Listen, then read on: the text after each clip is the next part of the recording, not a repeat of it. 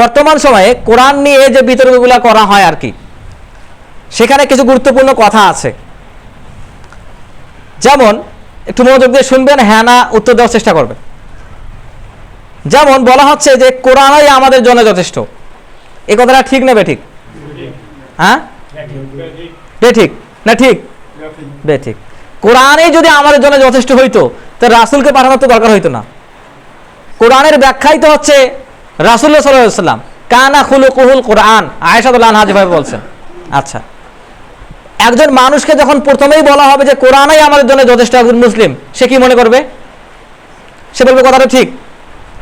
এরপর তাকে অন্যদিকে নিয়ে যাওয়া হবে যে যদি কোরআনই আমাদের জন্য যথেষ্ট হয়, যে হাদিস, এই হাদিস এত সনদ মতন গবেষণা করার দরকার আছে, ওটা বাদ দিলেই তো হয়, শুধুমাত্র কোরআন মানলেই তো হচ্ছে। তার মানে যারা বলার চেষ্টা করে যে শুধুমাত্র কোরআনই যথেষ্ট, এটা ঠিক হলো না, এটা ভুল হয়ে গেল, এবং এটা পথভ্রষ্ট হওয়ার দিকে প্রথম ধাপ এটা।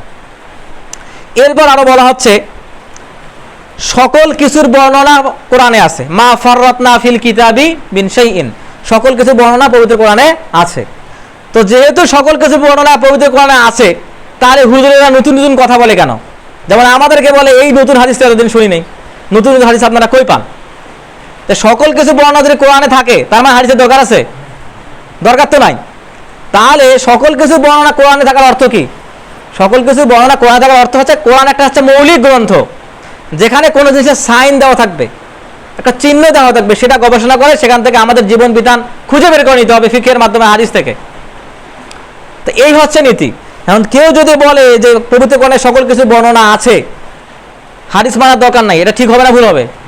ভুল হবে। আচ্ছা, এরপর হচ্ছে অনেকে বলার চেষ্টা করে থাকে, ওরিয়েন্টালিস্ট যারা প্রাচ্যবিদ, মুসলিমদেরকে পথভ্রষ্ট করার জন্য ওরা বলে যে কোরআন হচ্ছে ধারাবাহিক একটা গ্রন্থ, মানে এর আগে তাওরাত আসছে, জাবুর আসছে, পরে ইনজিল, তারপরে কোরআন আসছে। তো কোরআন যেহেতু ধারাবাহিক একটা ধর্ম, তো আমরা আগে যে কিতাবগুলো আসছে সেটাও মানি, কোরআনও মানি, যেহেতু ধারাবাহিক ধর্ম। এই জন্যে পাকিস্তানের একজন প্রমিনেন্ট ওরিয়েন্টালিস্ট, মডার্নিস্ট যাকে বলা হয়, তিনি একবার ঘোষণা করেই দিলেন যে পবিত্র কোরআনে যেগুলো আছে এবং তাওরাত, জাবুর, ইনজিল, এই সকল আসমাই কিতাবে যা আছে সবগুলা যেটা মানার কথা বলবে সেইটাই শুধু মানবো, শুধু কোরআন যেটা বলবে ওইটা মানা যাবে না। এটা হচ্ছে আধুনিক ফিতনা।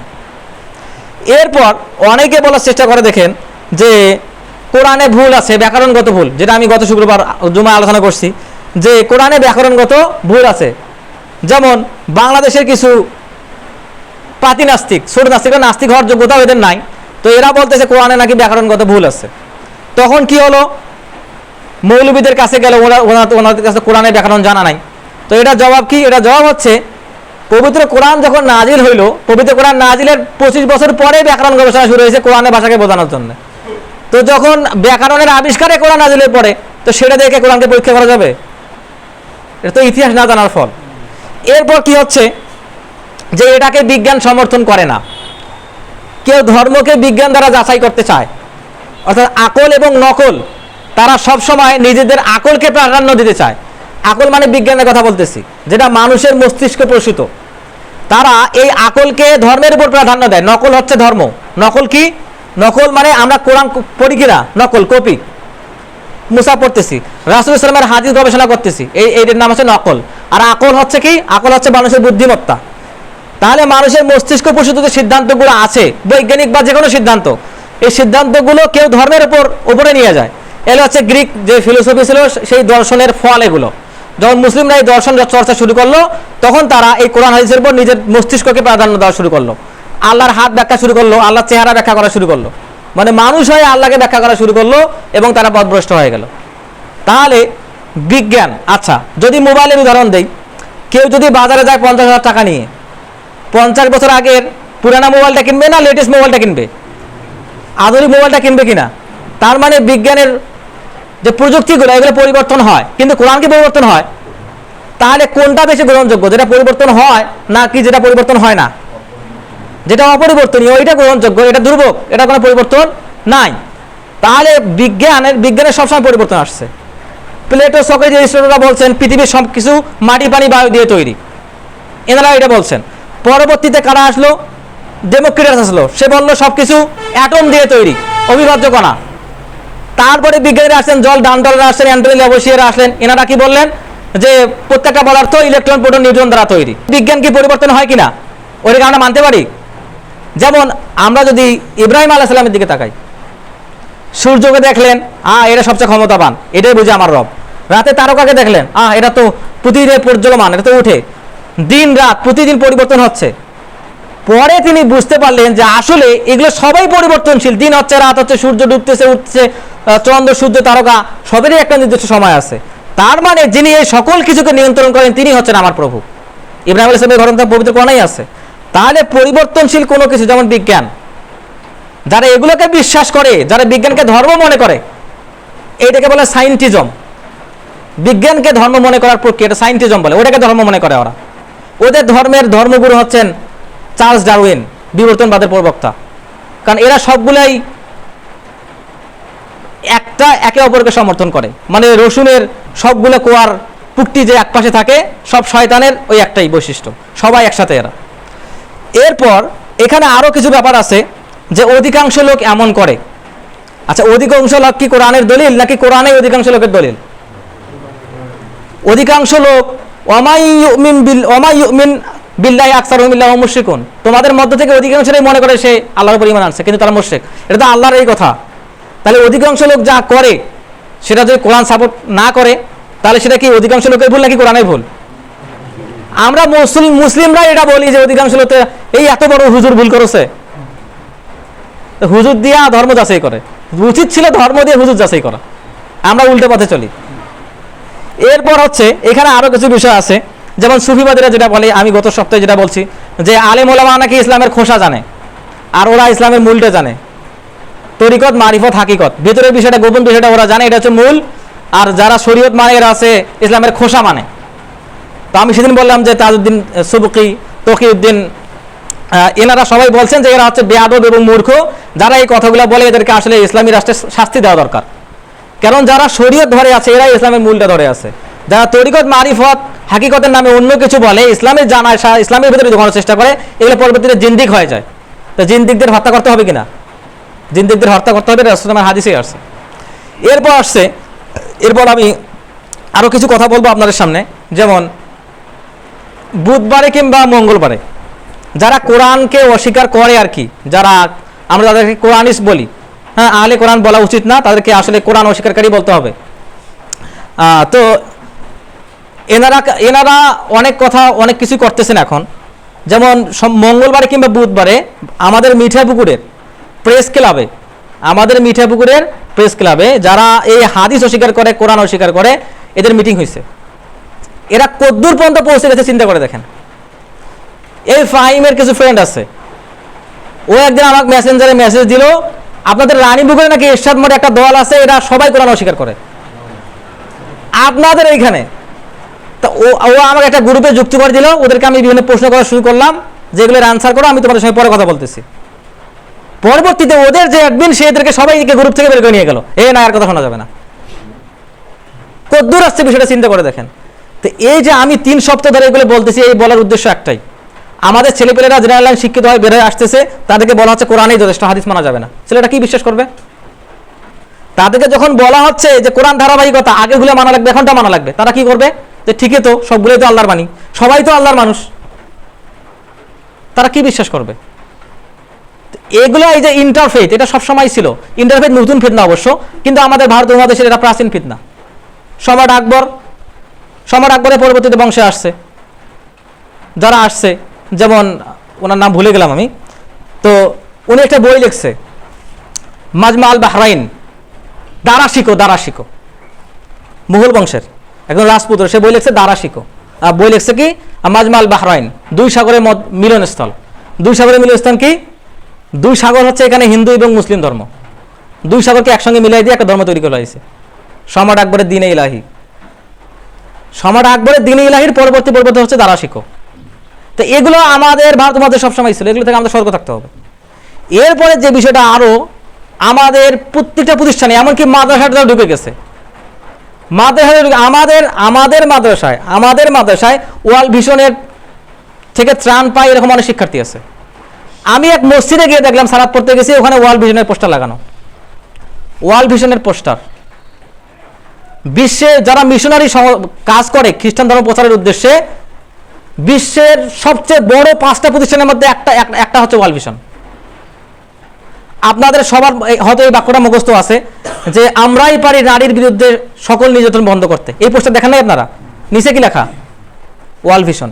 যেখানে আমাদের দুর্বলতা বেশি ওখানে ওরা কাজ করে বেশি, কারণ নারীদেরকে আমরা সঠিক মর্যাদা দেই না, তাদের সম্পত্তির অধিকার দেই না, একজন স্ত্রীকে তার প্রাপ্য মর্যাদা দেই না, মাকে তার প্রাপ্য মর্যাদা দেই না। আমাদের সমাজের অধিকাংশ মহিলাই শোষিত, তারা তাদের প্রাপ্য অধিকার পায় না। এইখানেই ওরা কাজ করে, এই পোস্টারগুলো ছড়াই দিচ্ছে ওরা।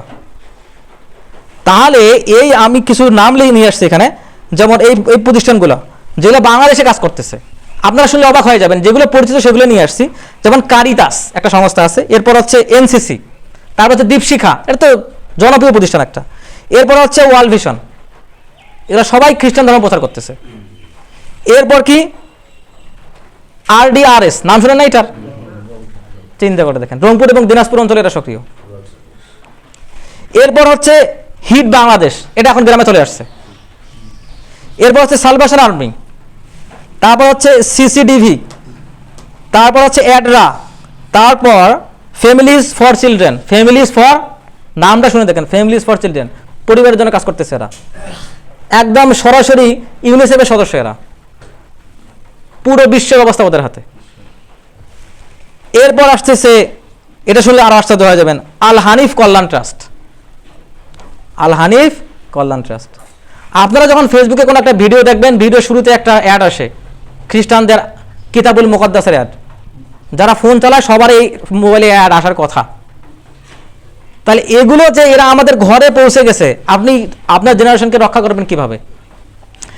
এই জন্যে ওমর ইবনুল খাত্তাব রাদিয়াল্লাহু আনহুর একটা বিখ্যাত উক্তি আছে, তিনি বলছেন যে যারা কোরআন বোঝার পাশাপাশি জাহিলিয়াতকে বোঝে না, সেইখান থেকে ইসলামের পতনের শুরু হয়। যারা শরীয়ত বোঝার পাশাপাশি জাহিলিয়াতকে বুঝবে না, সেখান থেকে ইসলামের পতন শুরু হবে। আপনাকে জাহিলিয়াতকেও বুঝতে হবে, আপনাকে শরীয়তকেও বুঝতে হবে, আপনাকে ঈমান আনতে হবে, ঈমানের পাশাপাশি কোন বিষয়গুলো ঈমানকে নষ্ট করে সেগুলো জানতে হবে, নাহলে আপনি রক্ষা পাবেন না। সারাংশটা নিই সংক্ষিপ্ত করে। তো এরা আসলে মুসলিম বিশ্বে ছড়িয়ে পড়লো কিভাবে? আমি ইনশাআল্লাহ তাআলা এই যে ইতিহাসের যে টার্নিং পয়েন্ট যেগুলো আছে, মানে বিখ্যাত ঘটনাগুলো, এগুলো নিয়ে ইনশাআল্লাহ আলোচনা নিয়ে আসবো। এখানে একটু বলি যে আমাদের সর্বশেষ সালতানাত কোনটা ছিল? ওসমানী সালতানাত। ওসমানী সালতানাতে তুর্কিস্তান কেন্দ্রিক যখন ওসমানী সালতানাত কোণঠাসা হয়ে গেল, তখন তারা বুঝলো যে যারা শিল্প বিপ্লবের নামে, আধুনিকতার নামে, মানুষকে সভ্য করার নামে পুরো বিশ্বে ছড়িয়ে পড়ছে, এই সাদা চামড়া শকুনেরা, ব্রিটিশরা, তো এরা কি করলো? ওরা ওসমানী সালতানাতের ভিতরে ঢুকিয়ে তোরা কি করলো? যুবক শ্রেণীতে আকৃষ্ট করলো। আকৃষ্ট করে ওখানে একটা মরানিস্ট শ্রেণী তৈরি করলো, যে আমার জীবন আমার নিয়ম, আমি কারো আইন মানি না, একটা মরানিস্ট শ্রেণী তৈরি করলো। আচ্ছা, বিশ্বের অধিকাংশ মুভমেন্টগুলোতে, বিদ্রোহগুলোতে, বিপ্লবগুলোতে সবচেয়ে বেশি ভূমিকা কারা রাখছে? শিক্ষার্থীরা। ওদেরকে টার্গেট করা হলো, টার্গেট করে একটা বিদ্রোহ তৈরি করা হলো সুলতান আব্দুল হামিদের বিপক্ষে। শেষ সুলতান বিদ্রোহ তৈরি করে ধীরে ধীরে ধীরে ধীরে সালতানাতে ভাঙন ধরা হলো। তার আগে ওনারা যখন বুঝলেন, তখন সমস্ত উসমানী সালতানাতের অংশ যে দেশগুলো ছিল, সমস্ত দেশে এদের বাণিজ্য বন্ধ করে দেওয়া হলো। যখন বাণিজ্য বন্ধ করে দেওয়া হলো, এরা তখন নতুন বাণিজ্য রুট আবিষ্কারের চেষ্টা নেমে পড়ল। তার মধ্যে রানী ইসাবেলা আর রাজা ফার্দিনান্দ, এরা দুজনে বিয়ে করে কলম্বাসকে নতুন রাস্তা খোঁজার জন্য পাঠাইলেন। কলম্বাস ইন্ডিয়া আবিষ্কার করবে, যা আমেরিকা আবিষ্কার করে ফেললো, দক্ষিণ আমেরিকা। এরপর রাজা স্যামুয়েল, সে আবার কি করলো? সে আরেকজনকে পাঠালো, পর্তুগালের, সে আরেকজনকে পাঠালো যে তুমি আর একটা রাস্তা খুঁজে বের করো, আমাদের বাণিজ্য করতে হবে। তখন সে ঘুরতে ঘুরতে ঘুরতে ভারতের কালিকট বন্দরে আসলো, ভাস্কো দা গামা। এসে কালিকট বন্দরের মুসলিমদের, হিন্দুদের যা দোকান আছে সব পুড়িয়ে দিয়ে ওরা ব্যবসা শুরু করে দিল। তো এরা বিশ্ব ডাকাতি করার নামে বের হয়েছে। এরপর যখনই আধুনিক সময় এসে কোনো দেশ দখলের চেষ্টা করা হয়েছে, কোনো ওই দেশের রিসোর্স, যে সম্পদ, খনিজ সম্পদ দখলের চেষ্টা করছে, সবার প্রথমে ওরা কাদেরকে পাঠায় জানেন? সেবার নামে মিশনারিদের পাঠায়। যেমন মাদার টেরিজা, মাদার তেরেসা, সে নাকি দারিদ্রতার বিপক্ষে যুদ্ধ করছে, কিন্তু আমরা ইতিহাস খুলে দেখি সে দরিদ্রদের বিপক্ষে যুদ্ধ করছে, দরিদ্রদের টাকা দিয়েছে আর খ্রিস্টান বানাইছে। আমরা পাঠ্যপুস্তকে যেটা পড়ি পুরোটাই বিকৃত ইতিহাস। আমাদের এগুলো ইতিহাস খুঁজে বের করতে হবে। যাদেরকে আমাদের কাছে মানবতার মহান সেবক হিসেবে তুলে ধরা হয়েছে, এরা হচ্ছে মানবতার শত্রু, এরা ইসলামের শত্রু। আমরা এগুলো খেয়াল খবর রাখি না। আমাদের অবশ্যই খেয়াল খবর রাখতে হবে শুধুমাত্র আমাদের জেনারেশনকে বাঁচানোর জন্য, আমাদের নিজের ইমানকে ঠিক রাখার জন্য। এগুলো খুবই গুরুত্বপূর্ণ জিনিস। তা এইভাবে এরা পুরো বিশ্ব দখল করলো। একটা সাধারণ একটা ইতিহাস নিয়ে আসি, যেমন 1757 সাল, এই সালটা পরিচিত আমাদের, পলাশী যুদ্ধ। আচ্ছা, পলাশী যুদ্ধ সম্পর্কে একটা তথ্য দেই। পলাশী যুদ্ধে আসলে কি ব্রিটিশরা মূল প্রতিপক্ষ ছিল নাকি আরো অন্য কোনো দল ছিল? পলাশী যুদ্ধে ব্রিটিশরা মূল প্রতিপক্ষ ছিল না। পলাশী যুদ্ধ হওয়ার পিছনে এদেশের কিছু শ্রেণীর লোক কাজ করছে, এজেন্ট কাজ করছে। সেই এজেন্টটা হচ্ছে হিন্দু। জগৎ শেঠ, রায় দুর্লভ, নাম শুনেন না এদের? ভূমিচাঁদ। তো এই যে এনারা যে ছিল, আচ্ছা লর্ড ক্লাইভ এসে কি বাংলার নবাব হবে নাকি শাসন করবে? নবাব হইতে পারবে সে? যদি সিরাজউদ্দৌলার পতন হয় তাহলে নবাব কি হবে? একজন নবাব তো লাগবে। তখন ওরা সবাই মিলে একজন মুসলিম নবাব খাড়া করলো, ওই হিন্দুরাই। এরা সবাই মিলে ব্রিটিশদের পাশে যোগ দিল এবং বললো তোমার সঙ্গে যুদ্ধ করবো। পরে গিয়ে যুদ্ধ থেকে ফেরত আসলো এবং সিরাজউদ্দৌলার পতন হয়ে গেল। তাহলে এগুলো হিন্দুরা এই ইতিহাসগুলো লিখছে যে এখানে কলকারি নাড় ছিল মূলত হিন্দুরা। তার এই যে বিষয়গুলো 57 সাল, 1843 সালে সিন্ধু দখল হইলো, 1857 সালে দিল্লি দখল হইলো, এই ব্রিটিশরা দখল করলো। এরপর দেখেন 1851 সালে নাইজেরিয়া দখল করলো এরা। এরপর 1888 সালে মিশর, 1898 সালে সুদান, 1914 সালে ইরাক, 1918 সালে ফিলিস্তিনে গিয়ে তারা কি করলো দেখেন, সালাউদ্দিন আইয়ুবের কবরে লাথি দিয়ে বলল, সালাউদ্দিন আমরা আবার ফেরত আসছি। কোথায় ফেরত আসছে? বাইতুল মুকাদ্দাসে ফেরত আসছে। তার মানে ওরা সব সময় ওদের কুরসের যুদ্ধ লড়ছে। তা না হলে ফিলিস্তিন দখলের পরে কেন সালাউদ্দিন আইয়ুব রাহমাহুল্লাহর কবরে লাথি দিয়ে তারা বলবে সালাউদ্দিন আমরা আবার ফেরত আসছি? আমরা কি সেই যুদ্ধে আসলে লড়তেছি না? না জ্ঞানে লড়তেছি, না অর্থ দিয়ে লড়তেছি, না অস্ত্রে লড়তেছি, কোনো উপায় দিয়ে লড়তেছি না। আমরা মুসলিম, এতেই আমরা সন্তুষ্ট। কিন্তু আল্লাহ সুবহানাহু ওয়া তাআলা পবিত্র কোরআনে বলছেন, তোমরা কি মনে করো আগে যারা এত শাস্তি পেয়ে আল্লাহর মনোনীত বান্দা হয়ে গেছে, সেই সব শাস্তি পরীক্ষা অতিক্রম না করেই তোমরা আল্লাহ মনোনীত হয়ে যাবে? আফা হাসিবতুম আন্নামা খলাকনাকুম আবাসা, আমি তোমাদেরকে কি অযথাই সৃষ্টি করছি, তোমরা এটা মনে করো? এই পথে সবচেয়ে বড় লড়াই হচ্ছে জ্ঞানের লড়াই, যেটা ওরা লড়তেছে, বুদ্ধিভিত্তিক লড়াই। আমরা এখানে নাই। আমরা বই পড়তে কোনোভাবেই পছন্দ করি না, কোনোভাবেই না। এই দিকে আমাদের ফেরত আসতে হবে। তো এই হচ্ছে বিষয়। আমরা কোরআনিস্টদের নিয়ে, কিংবা যারা কোরআনকে বিকৃত বলে বিশ্বাস করাতে চায় মুসলমানদেরকে, ওরিয়েন্টালিস্ট যারা, তাদেরকে নিয়ে আলোচনা আমরা এখানে ইতি রাখবো ইনশাআল্লাহ তাআলা। সামনের দিনগুলোতে আমরা সূরা ফাতিহার যে ব্যাখ্যা সেদিকে যাবো ইনশাআল্লাহ তাআলা। আল্লাহ সুবহানাহু ওয়া তাআলা আমাদের ঈমান এবং আমলকে হেফাজত করুন। আল্লাহ সুবহানাহু ওয়া তাআলা আমাদেরকে বিশুদ্ধ বিশ্বাসের মুমিন হওয়ার তৌফিক দান করুন।